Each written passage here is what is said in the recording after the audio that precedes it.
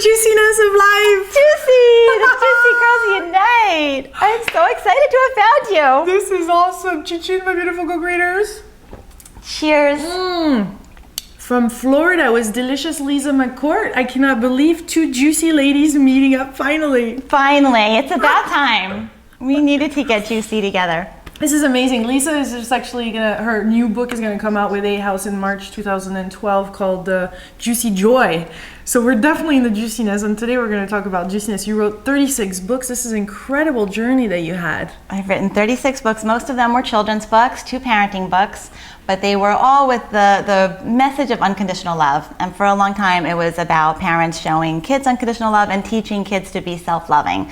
Because the book Juicy Joy, the subtitle is 7 Simple Steps to Your Glorious Gutsy Self, and it's just really getting to that place of knowing who you are and being able to love who you are. It's never too early to learn about that. Actually, we lose it while we grow, don't we? Absolutely. And it sounds cliche, you know, when I hear myself saying it, it's like, oh, love yourself, but truly it is the cornerstone of every personal development I've ever done. When you get down to what's underneath it, it's always that. It always comes back to that.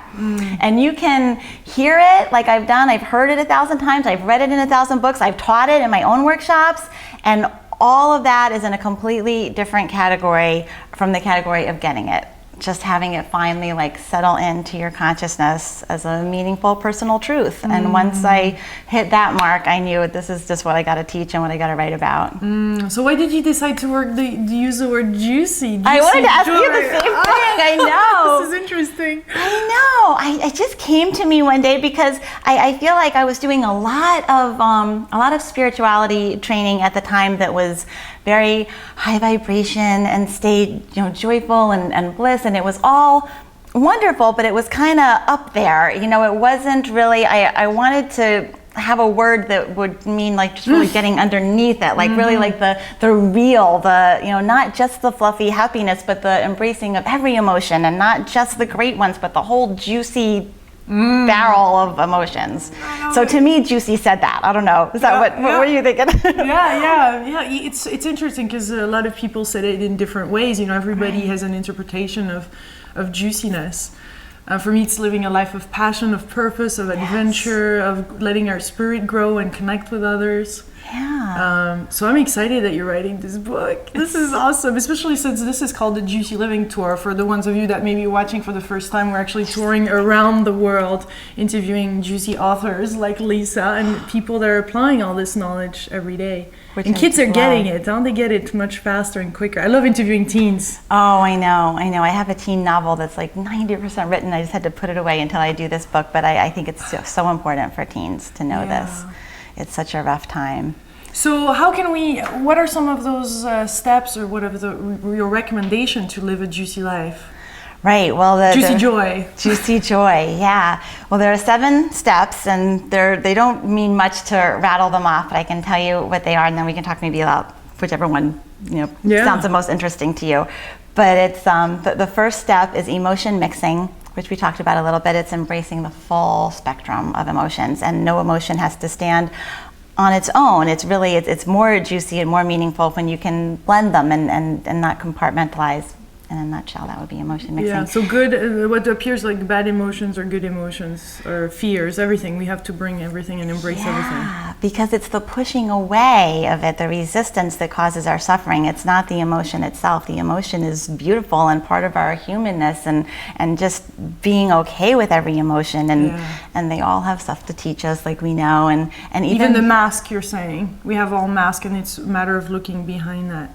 Right, well, our masks are the things that we put between us and our true emotion. I mean, we all have the masks that we've developed because we've been taught our whole lives that certain things aren't okay to feel, and you don't want to express that. You don't want to acknowledge it to yourself or to others, so we put up all these masks, and we think they're there to protect us, and they're really just keeping us numb, keeping us from having that vibrant, juicy, passionate life like you're talking about.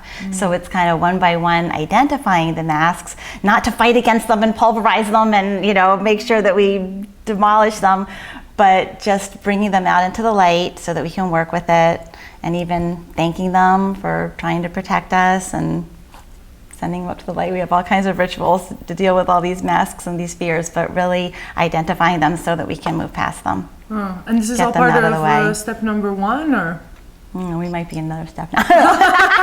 This is awesome. This is awesome. Kind of some of the other intermingle. Yeah. Emotion mixing and then filter fixing is acknowledging that we all have this filter made up of those masks and all the limiting beliefs that we've gathered throughout our lifetime, and that our filter really determines our perception of the world. We all think that there's this objective reality, and there is no objective reality, right? Yeah. It's all just my reality versus your reality. We might be having a completely different experience right now. I'm having fun. I hope you are. Yeah. I'm having fun. But filter fixing is polishing up our filter. Yeah. It's like finding all the things that are in it that are not serving us, the things that are keeping us from our truth, from our core selves, and finding ways to put other beliefs in place in our filter that would serve us much better toward our joy. I do this example where in every second, it's regular science that everybody believes in, is that there are 7,000 different perceptions that are available to us. And of course, our consciousness, our limited minds, we perceive a tiny, minuscule percentage of those perceptions. So if you take that into account and realize that changing the perceptions that we perceive, how drastically that can change our experience of reality, it really makes a case for the whole metaphysical assertion that there are multiple realities going on at any given moment. If our reality is completely determined by what we perceive, there really are multiple realities we can choose from in any given moment. And even law of attraction, a lot of people have a hard time really believing how we can attract things into our lives. So if that's the case, if that's difficult to believe, I say maybe it's not a matter of pulling something in like a magnet. It's just a matter of being able to see the opportunities that were always there, but we couldn't see them because we had these beliefs clouding our filters. That is so important. We do work. One intention is definitely to heal and to put down those. Remove those limiting beliefs so we can be more of ourselves. Absolutely. Because our spirit is juicy, isn't it? Absolutely. Our soul wants that. So much, yes. It wants the great experience, the best. Everyone wants that, whether they are admitting it to themselves yet or not. Everybody wants to get to that really juicy point where they can just be themselves and know that they're completely lovable as their whole true self. And guided. Yeah, right. Well, that's it too. We talk about the different voices in Juicy Joy, that we're all hearing all these voices all the time. And really it becomes a discernment practice in, which of these is my true self, my higher self, or my connection to source. And then, like we were talking about with the beliefs, we have whole rituals once we identify those other voices and just kind of pull them out, and we don't hate them or be sorry that we have them. We actually thank them. And I borrowed a little bit of a Colette Baron Reid meditation. She has a goblin that she calls the whole shadow self as a goblin. And I was doing this thing with these voices, so I borrowed hers a little bit and made it these little gremlins that we wrap up in a baby blanket and we hold close and we thank them and we love them for serving us.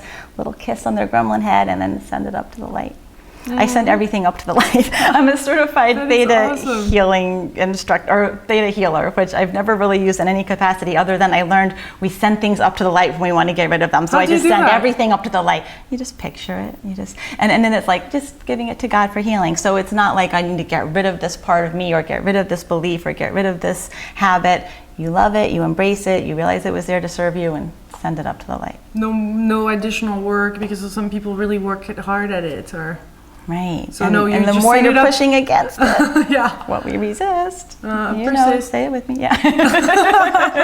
So how did you come to this? Where did you come from? Were you always feeling connected and juicy, and you're just wanting to share your passion?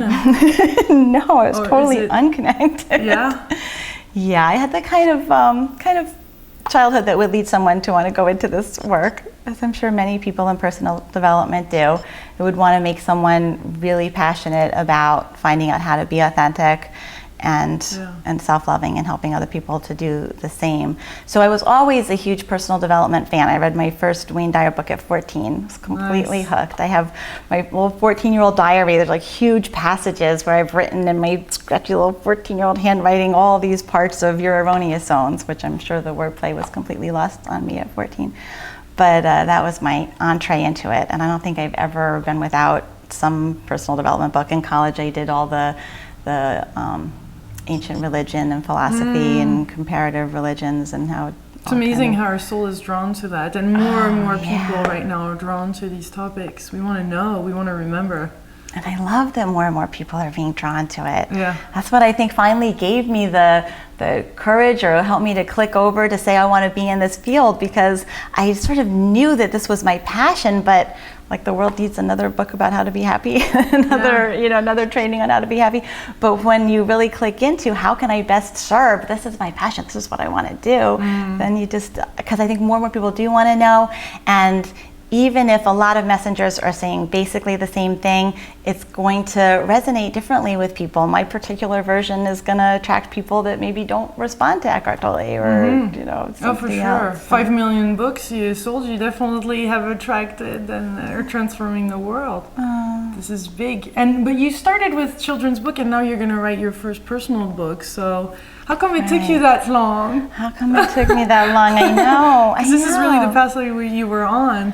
I guess you had children yourself? I did. I have 2 children. I have a 13-year-old son, Tucker, and a 9-year-old daughter, Katie, and they're the loves of my life, definitely. And when when they were younger and I was doing the mommy thing, the writing the kids' books just fit in with my lifestyle really well, and I wrote the 2 parenting books about attachment parenting, which was the style of parenting I had chose, which where you wear them in a sling 24/7 and you sleep with them and you nurse them scandalously long, and it's not a very mainstream way of parenting in the States, but the book had great European sales, actually great sales around the world. But I was doing school visits, and that's what really led me into it, because once I had published I Love You Stinky Face, which was my first bestseller about 12 years ago, it became very popular, and I started being invited to speak at schools to kids and faculty and parents. And they don't really care what you talk about. They just say, come, you're an author, come talk about being an author. But I felt like the whole student body had to come, and not everybody there is going to be interested in that particular book or in being an author or even in writing. So I came up with a creativity presentation, and that was my thing that I did at schools. I went and I just talked about being creative, and I showed them how to apply your creativity to every aspect of your life. And since I had this metaphysical bent to me, I took liberties with the word create. So it wasn't just create your poetry and your artwork and your writing. It was create yourself the way you want to be, create your life the way you want it to be. So I was going and teaching the law of attraction in public schools for 10 years before, not calling it that, but in my own way, teaching that, before I realized that the parents, they started wanting me to do parents versions at night. So I got to change my subject matter up a lot and make it a lot beefier and incorporate a lot more of the things I had learned. And when it got to the point where for a few years I was so much more excited about doing the parent talk at night than the school talk, I realized I needed to just focus on adults. And so you're working right now on your book, or it's done?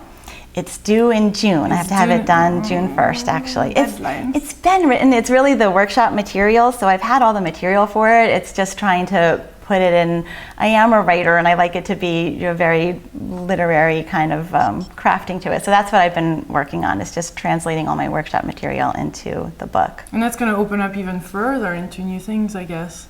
That's what's wonderful, to be part of A House or big companies. They were my first choice. Yeah. And they don't accept that many authors, so I know. This is big. I was very lucky. I had, a plan B and a plan C, but this was really what I it's wanted. A dream. That was a dream of yours. Yeah, because it's more than being an author when you're with Hay House. It's their whole conferences and everything. I'm invited to Louise Hay's 85th birthday party. I'm so excited. When is that? I thought you were turning 81 or 82. Oh, is it that? Gee. I'm so sorry if I said it wrong. It's probably 80th. 85? Could she be already 85 already? She's an amazing little lady with her garden and her roses. I cannot wait to interview her one day. Oh, I know. Such a beauty. I know. I've gotten to meet her a couple of times now, and she's just the energy that comes from that little person is amazing. Yeah. But it's just really being in that Hay House community that's so exciting, as opposed to publishing with anyone else. So what's going to be next for you? What's the next juicy dream? I'm launching an online course based on the live workshops that I had been doing. Nice. And the technical aspects are completely throwing me for a loop, but I'm just gonna ease into that a little bit at a time. I have my Kajabi account trying to figure out how to do live webinars and the video hosting. But I think I'm going to start it in June. It was supposed to be starting this month, and that just wasn't self-loving enough. I was having a little too much stress about it. Interesting. But I am going to have live guests on the live webinars, and I have Robert Holden lined up, Marcy Scheimoff, who I adore. I had done chicken soup books for her back in the chicken soup heyday with Jack Canfield and Mark Victor Hansen. She's always been one of my favorites. Arielle Ford's coming on the calls. The secret soulmate. Yeah, I love her. She is so just down to earth and fun. I love W4 too, but Arielle, I just have a special connection to. And yeah, I'm forgetting a lot of amazing people. Byron Katie, It's exciting. Joan Borisinko, Sandrianne Taylor, Eldon Taylor. So what's your intention with that? I think that it's just going to take the book. It's going to be 7 weeks long. Every week will be a different step from the book, and we'll have a live video presentation lesson. There'll be lots of workbooks that people can fill out on their own. There'll be an online community so people can interact and post things, and I can answer questions, and we'll have the weekly live webinar. And every 7 weeks I'm going to just start it again. And I This think is it'll exciting. be really, Well, it's amazing how everything, the technology is definitely helping us to grow right now and live those juicy lives, aren't they? yes, Because without this technology, we couldn't do all this. Exactly. And I want you to come on my live webinar. Fun! And as we discussed, part of it is going to be a video compilation of all these experts giving their best tip, action step quote on being juicy, self-loving, authentic people. So you have to do that with me too. You have to be in my video. Come on That the sounds live course. fun. I'm all up for that. Is there something that you would like to say to people that are faced right now with some challenges or just want to make their dream happen, but it seems like impossible for them? They're really stuck into, I have to pay the bills, and there's really, this is where I'm at, and I cannot afford to live this big dream or go for this juicy adventure. Lilou is lucky, but I cannot. Right. Is that what people say to you? No, sometimes, it's interesting Anybody to could, see. Yeah, right? we all have our challenges, I think, with money. And money is one of the excuses, but it seems to be something else. Do you have recommendations for people? Just truly, and this is going to come mostly from Abraham Hicks, one of my favorite teachers, is just that you have to feel the feeling of having all the money you need. You have to just go into that fantasy world, if you want to call it that. You have to just go into that feeling as often as you can. And I think it's a slippery slope, because the more we don't have what we want, the more we focus on not having what we want, and the more we're going to have that. So it's just really finding ways, and there are ways, and we do lots of processes in Juicy Joy training to focus on what we want with excitement and juice and expectation, and that's what starts to clear the filter so that you can see the opportunities out of that, opportunities toward what you're wanting to get. And I love what you say about being curious, like really search and look and have fun with it and be playful with it. Yeah. Curiosity and scratching the surface is important. Right, because if you just get mired in it, there's no way out. Then it's just the filter's too clouded over with all that, and the opportunity could be right in front of you and you wouldn't see it. Well, thank you for this delicious Thank moment. you. This was a lot of So fun. fun to meet you. From Juicy, Florida, my beautiful co-creators, much love.